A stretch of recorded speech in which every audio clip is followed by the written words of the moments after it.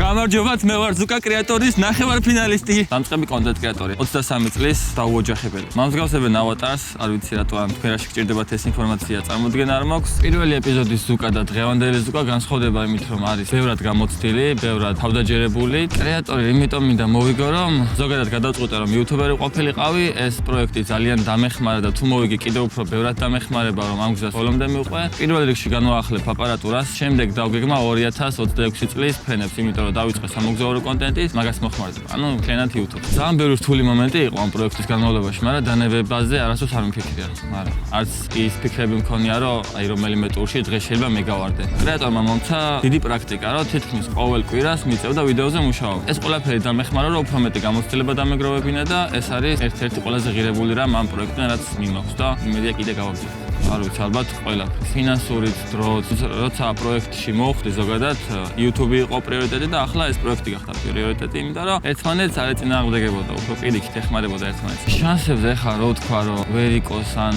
ომარს უფრო მეტი შანსი აქვს, რომ ჩემ თავთან გამოვა ისე, რომ დავნებდები, ასე რომ ფავორიტი ჩემთვის ვარ მე. ვისაც მოსწონს ჩემი კონტენტი და ვისაც ჩემი პიროვნება მოსწონს, უნდა მიგულ შემატკივრას. თუ არ მოგწონთ კიდე, ცოტა ხანი დამაცადეთ და შეგაყვარებთ ჩემ თავს აუცილებლად.